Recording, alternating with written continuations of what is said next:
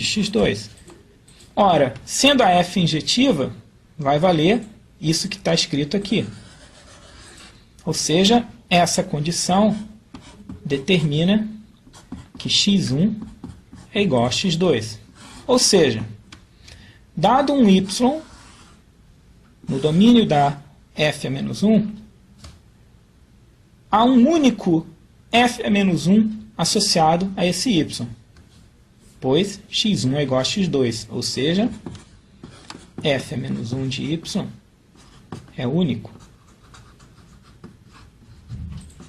Ou seja, a regra que define a função inversa realmente é uma regra típica de função.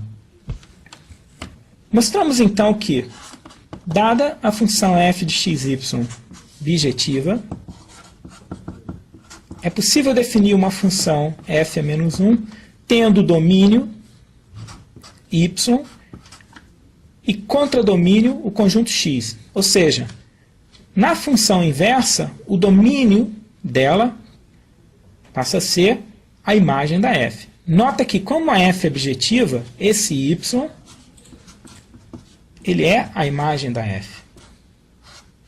Na função inversa, por hora, a única coisa que eu sei é que x é o contradomínio da f a menos 1.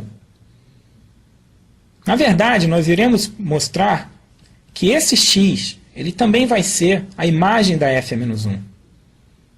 Mas, por hora, o máximo que a gente pode afirmar é que y, que é a imagem da f, na inversa, torna-se o domínio da inversa.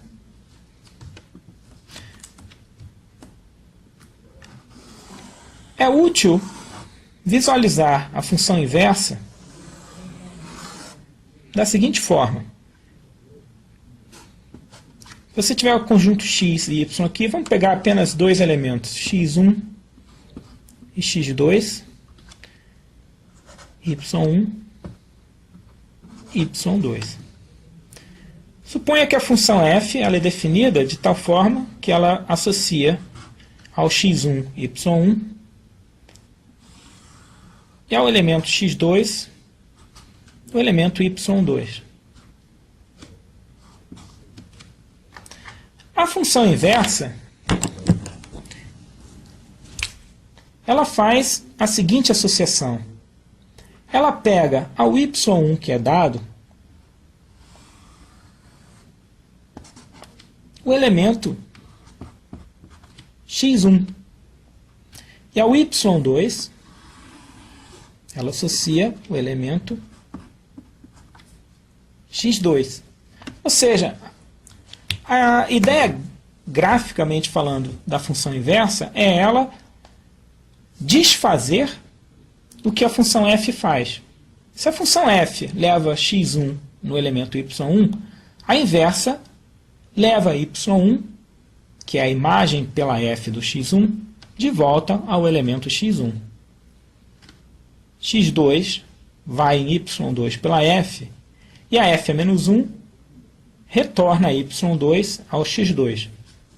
Veja que esse diagrama ele realmente representa uma função que é bijetiva, a função f, que é a condição necessária para que nós tenhamos a inversa da f. Como observação, vamos mostrar que a função inversa, definida por essa lei,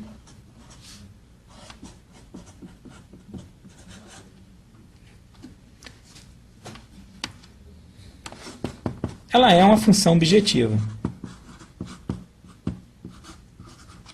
Ou seja, a inversa de uma função, ela necessariamente é uma função bijetiva. Inicialmente, vamos mostrar que ela é injetiva.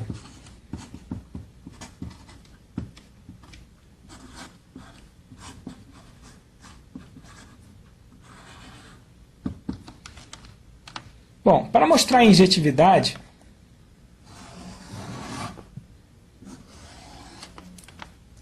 nós consideramos dois elementos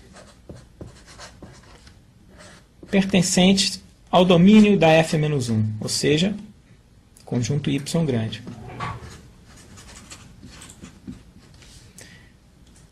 Esses dois elementos, nós supomos que a f-1, atuando em cada um deles, tem a mesma imagem, ou seja, f-1 de y1 igual a f-1 de y2.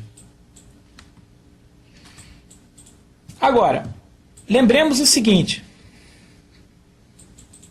Pela definição de f-1,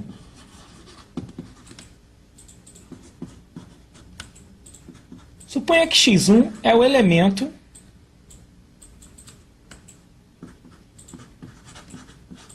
associado pela f-1 ao y2. Ao y1, desculpa. E seja x2 o elemento associado pela f-1 no elemento y2. Ora, por definição, nós temos que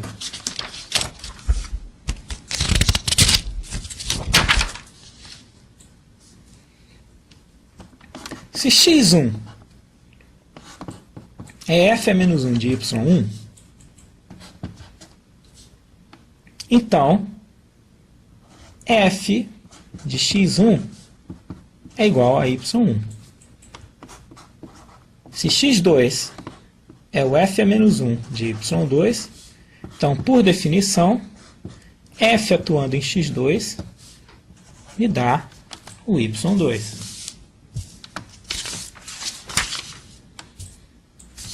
Agora, inicialmente, como a gente quer provar que a f-1 é injetiva, nós tínhamos feito a suposição de que f-1 de y1 era igual a f-1 de y2.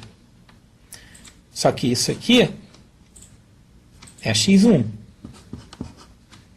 enquanto que isso é x2. Ou seja, x1 é igual a x2.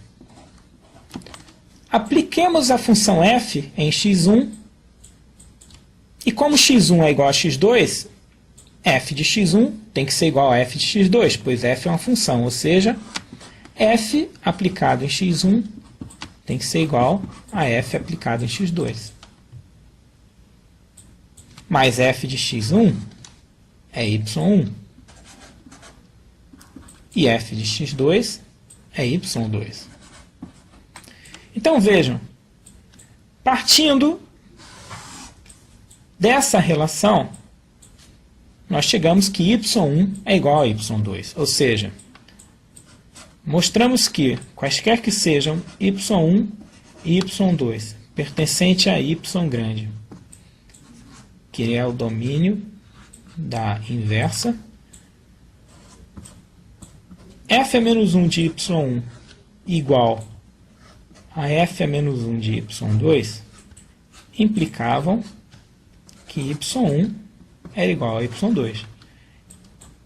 Isto é a condição que nos diz que f-1 é função injetiva. Ou seja, mostramos que a inversa da f ela é uma função injetiva. Vamos mostrar agora que a f-1 é sobrejetiva.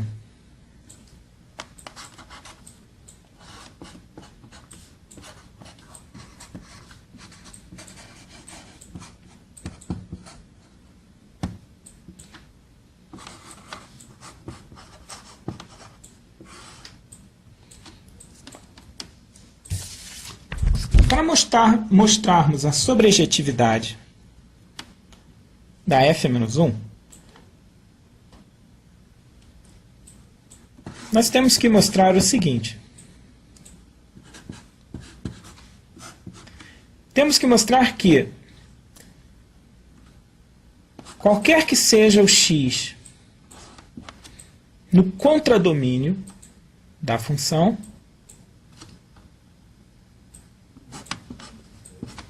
eu sou capaz de encontrar um elemento y,